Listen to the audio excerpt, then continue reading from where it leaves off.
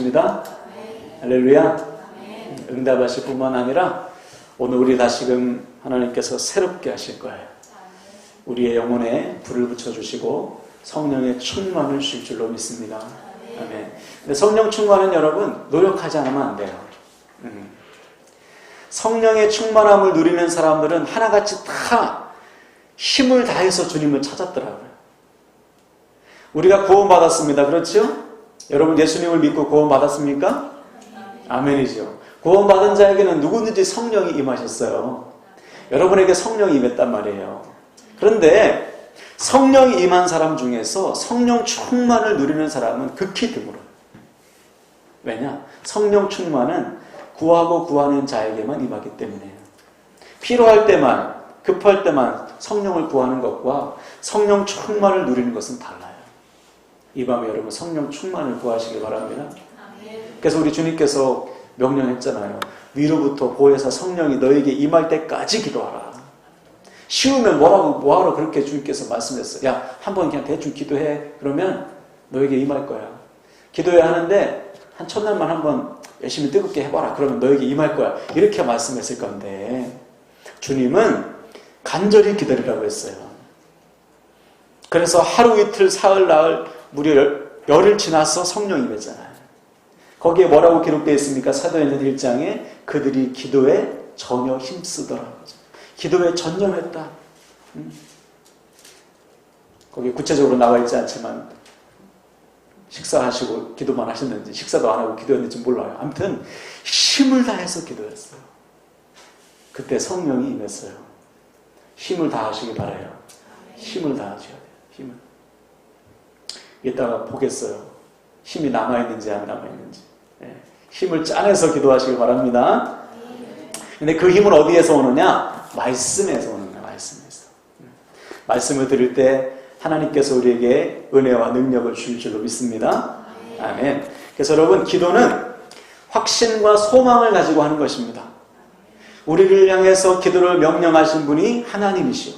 우리에게 이름을 주신 분이 주님이시기 때문에 주님의 이름을 붙들고 기도할 때 우리는 확신과 소망을 가지고 기도해야 돼요. 그래서 우리 주님은 이미 이렇게 약속하셨죠. 앞을 보고 한번 읽어보겠습니다. 넘겨보세요. 시작. 악한 자라도 좋은 것으로 자식에게 줄 알거든 하물며 하늘에 계신 너의 아버지께서 구하는 자에게 좋은 것으로 주시지 않겠느냐. 아멘. 구하는 자에게 반드시 좋은 것으로 응답해 주신다. 이 신실하신 아버지 하나님 믿으시고 간절히 기도하는 자녀들 되시기를 바랍니다. 아멘. 피곤하시죠? 잠을 깼어요. 지금 퇴근하자마자 오셔가지고 너무 피곤하시죠? 근데 여러분 이기셔야 돼요. 우리의 의지가 우리의 마음 육체를 이겨요. 밤새도 놀잖아요, 여러분. 밤새 그냥, 그죠? 기도도 마찬가지예요. 힘을 다하셔야 돼요. 조금 또 원고에 없는 말 하다 보니까 좀 그런데 이왕 왔으면 여러분 목숨 걸어야 될 거 아니에요. 이왕 만세를 다 제쳐두고 집에 가서 쉬지 않고 여기 왔으면 여러분 여기서 힘을 다하셔야죠. 왜 여기서 쉬려고 그래요? 왜 여기서 대충 하려고 합니까? 대충 하는 사람에게 은혜가 임했다는 적이 없어요. 힘을 다해야 은혜가 임하는 거예요. 힘을 다해야. 목사님 힘을 다하고 있는데 왜 저러시나? 더 하라는 말씀이에요. 방심하지 마시고 여러분 힘을 다해서 말씀 들으시고 힘을 다해서 아멘 하시기 바랍니다. 아멘. 자, 이번 기도를 통해서 우리는 인생이 뭐냐? 인생에 대한 깨달음을 나누고 있습니다. 성경에 나와 있는 인물들을 통해서 왜 우리가 인생에 대한 바른 이해를 가져야 됩니까? 우리의 인생은 반드시 하나님 앞에 서야 되기 때문에 우리의 창조주시요 심판주이신 하나님 앞에서 우리의 삶을 결산해야 하기 때문에 오늘 밤에라도 우리에게서 호흡을 걷어가시면 우리는 하나님 앞에 서야 돼요. 그럴 각오와 준비가 되어 있냐 말이죠. 그럴 각오와 준비로 살아가야 되는 것입니다. 그것이 되지 않으면 우리는 솔로몬처럼 헛된 삶을 살 수밖에 없어요. 그래서 솔로몬이 인생의 마지막에 남긴 책 전도서에서 마지막 12장에 뭐라고 두 가지를 말했잖아요. 12장 2절에서 너 창조주 하나님을 기억해야 돼. 청년들아 자녀들아 창조주 하나님을 기억해라. 마지막 절에서 뭐라고 했습니까? 선악간에 심판하실 하나님을 경외하고 그의 말씀대로 살아. 두 가지. 누구를 기억하고 창조주를 기억하고 누구를 기억해요? 심판의 하나님을 기억하면서 살아라. 이것이 자기의 인생을 송두리째 허비했던 솔로몬이 우리에게 웅변하는 거예요. 자기의 삶을 들어서.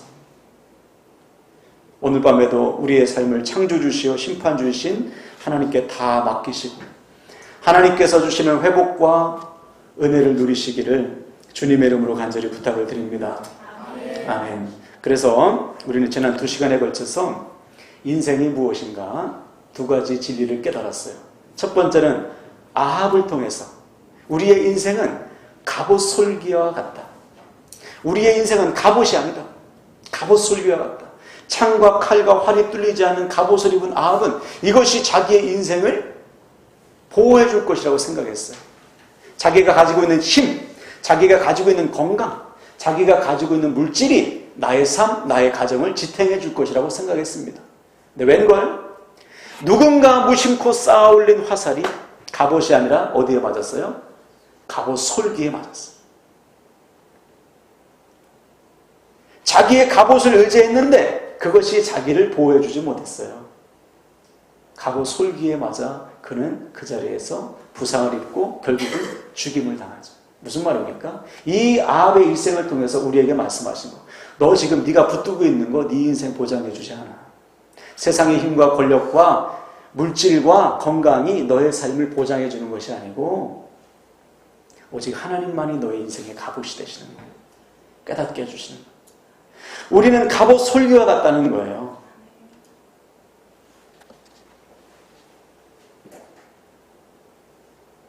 이것을 깨닫지 못하면 우리는 일평생 엉뚱한 것을 붙들고 살 수밖에 없습니다. 지금 우리에게 있는 부족함, 연약함, 삶의 문제는 오히려 하나님의 은혜라고 했어요. 왜 그렇죠? 그것을 통해서 내가 연약하다는 사실을 아니까. 그것을 통해서 우리를 겸손히 낮추시는 거예요. 그것 붙들고 겸손히 하나님 앞에 가서 우리의 삶을 의지하고 맡기는 거예요. 그러므로 지금 여러분에게 있는 부족함과 연약함, 삶의 문제는 은혜임을 믿으시길 바랍니다. 그때 하나님은 은혜를 구하는 자에게 내 인생은 갑옷슬기와 같습니다 라고 고백하는 자에게 하나님의 능력을 부어주시는 거예요. 오늘도 위로부터 주어지는 하나님의 능력이 여러분에게 충만히 임하기를 축복합니다. 아멘. 두 번째로 인생은 무엇인가? 전제와 같이 부어진다. 바울은 주님을 만난 후로 자신의 삶을 전제와 같이 쏟아 부었습니다. 전제는 제단에 쏟아붓는 재물이죠. 주님을 만나기 전에 그의 인생은 무엇입니까? 무엇이었죠? 그가 고백하듯이 배설물과 같았어요. 배설물. 엉뚱한 것 붙들고 엉뚱한 것에 자기의 시간과 물질과 재능과 정욕을 쏟아 부었어요. 그것은 다 헛된 것이었어요. 주님을 만난 후에 그는 오로지 피 한 방울 허투루 쓰지 않고 시간 1분 1초 허투루 쓰지 않고 오직 주님께 자신의 전 삶을 쏟아 부었습니다. 그 결과 그의 삶은 지금도 살아서 우리에게 은혜와 도전을 주고 있는 거예요. 모세도 똑같죠. 모세는 하나님을 만나기 전에 80년을 허비했어요. 40년은 자기의 힘을 붙들고 살았고 40년은 광야에서 절망과 좌절 속에 살았어요.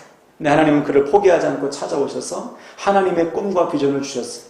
그것을 붙들고 모세가 일어섰을 때 그의 남은 40년은 하나님께 오로지 쏟아붓는 인생이 되었습니다.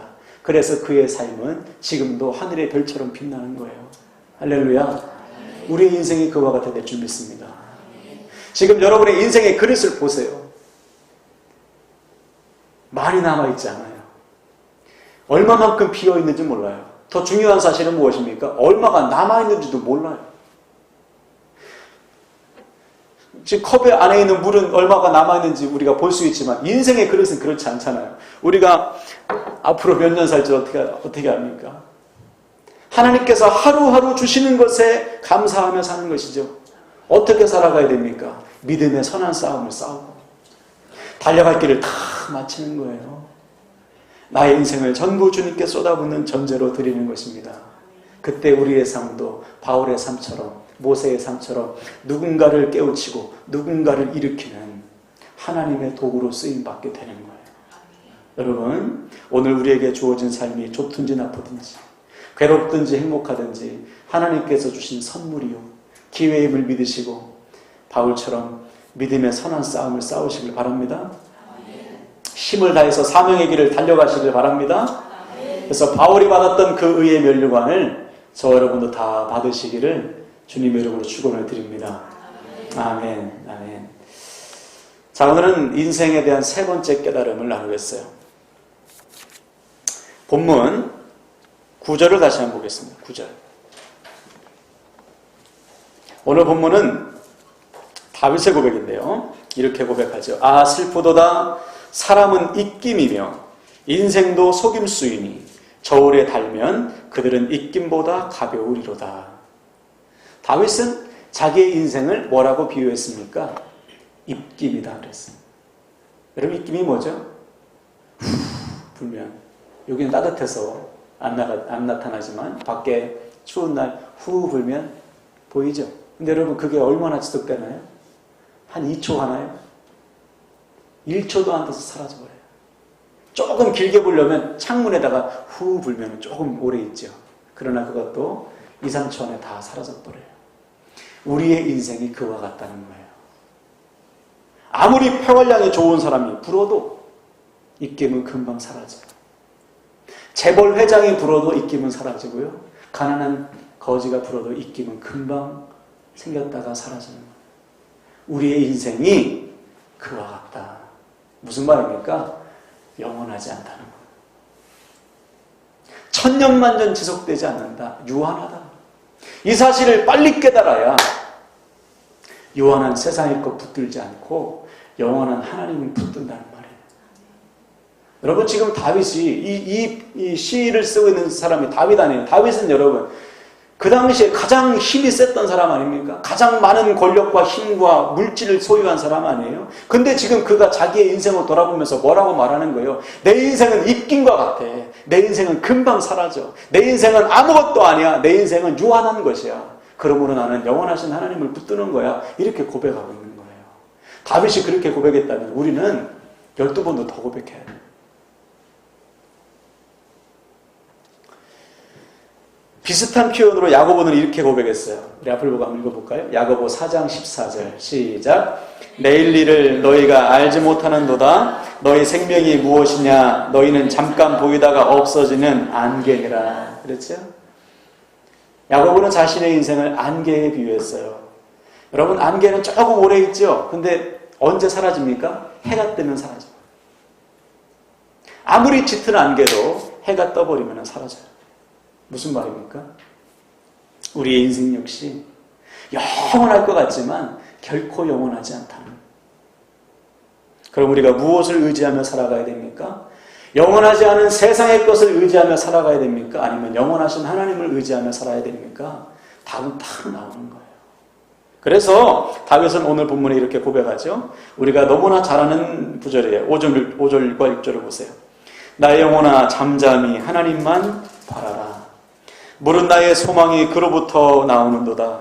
오직 그만이 나의 반석이시오 나의 구원이시오 나의 요새시니 내가 흔들리지 아니하리로다. 아멘. 자신의 인생이 입김이요 안개와 같이 금방 사라지는 유한한 존재임을 아는 다윗은 이제 영원하신 하나님만을 바라보는 거예요. 영원하신 하나님을 소망 삼고 영원하신 하나님을 반석 삼아 그 위에서 결코 흔들리지 않는 믿음의 삶을 살겠다는 것입니다.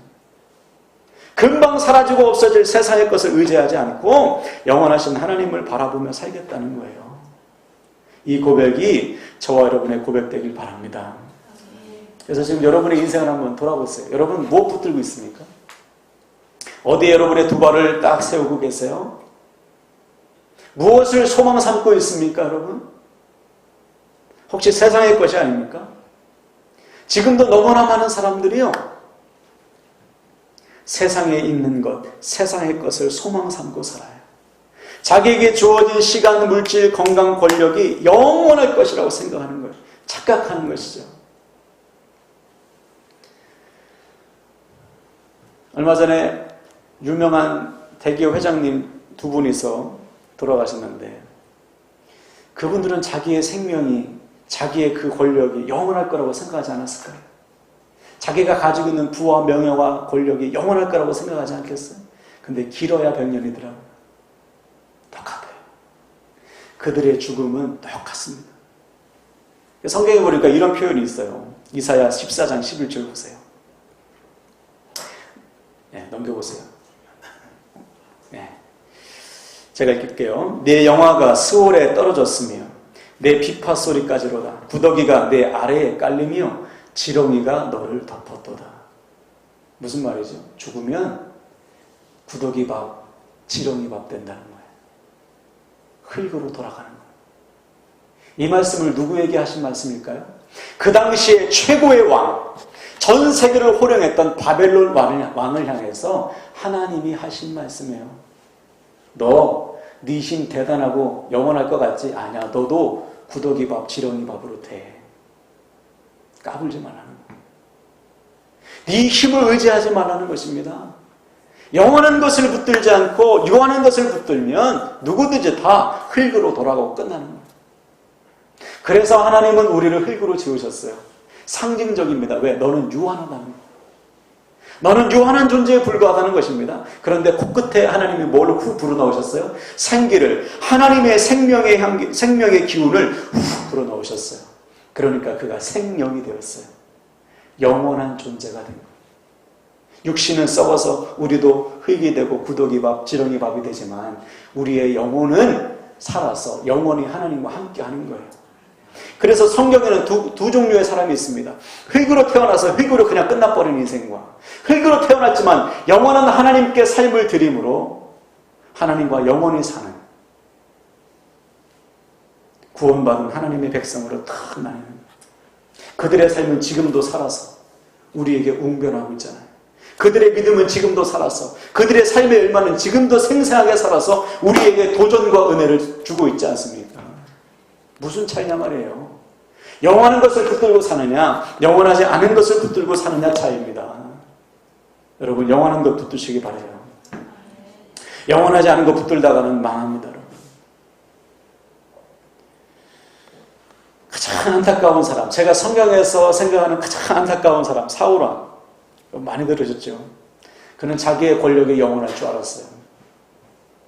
자기에게 주어진 이 지위, 왕의 자리가 영원할 줄 알았어요. 그런데 사울은 비참하게 끝났어요. 하나님을 의지하지 않고 사람을 의지했어요. 하나님을 경외하지 않고 사람들을 두려워했습니다. 그 결과 사울은 비참하게 망했고요. 그 가문 전체가 몰락했어요. 씨가 말랐어요. 하나님이 다 끊으셨어요. 사울 가문은 없어요. 한 사람 무비보셋 빼고는 없어요.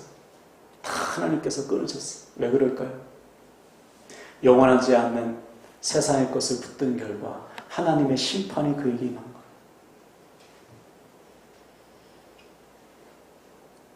그러므로 사랑하는 여러분, 입금과 같이 사라질 인생, 아침 안개와 같이 금방 있다가 사라질 것에 소망 두지 마시길 바랍니다. 우리의 소망은 오직 영원하신 하나님이에요. 할렐루야. 그분이 우리의 구원이시고 반석이시고 소망이시고 힘이십니다. 그것을 우리가 안다면 지금 우리 눈앞에 있는 세상의 것에 마음을 빼앗겨서는 안 돼요. 그것을 의지해서는 안 됩니다. 그것 조금 없다고 남들과 비교해서는 안 돼요. 오직 하나님만을 바라보며 사는 거예요. 그래서 바울은 우리에게 오늘 두 가지 실천사항을 남겨줬어요. 8절을 보세요. 백성들아 시시로 그를 의지하고 그의 앞에 마음을 토하라. 하나님은 우리의 피난처시로다. 따라합시다. 시시로 그를 의지하라. 시시로라는 말은 늘 항상이라는 말이에요. 모든 상황 속에서 문제가 생길 때마다 어려움이 닥칠 때마다 시시로 때때로 주님을 찾으라. 사람 찾지 말고 사람 의지하지 말고 주님께 쏟아놓으라. 가끔 보면 어려운 일 있을 때 사람 찾는 분들이 있어요. 사람 찾아가서 붙들고 한탄하면 조금 스트레스는 풀리죠. 근데 문제는 해결이 안 돼요. 그리고 그것도 한두 번이지 계속 찾아가 봐요. 좋아하나? 아무도 좋아하잖아요. 앞에서는 오냐 오냐 하면서 위로하면서 뒤에서는 욕해. 우리 하나님은 그런 적이 없어요. 10번을 찾아가도 100번을 찾아가도 10,000번을 찾아가도 주님은 다 받아주세요. 그리고 응답하실 때 가장 좋은 응답을 주시는 거예요. 여러분 시시로 때때로 사람 찾지 마시고 하나님 찾아가시길 바랍니다. 하나님 앞에 토로하라고 했어요. 마음을 쏟아 놓으라는 거예요. 하나님 앞에 마음을 쏟아 놓으며 기도하시길 바랍니다. 우리 하나님이 우리의 기도를 들으시기 때문에요.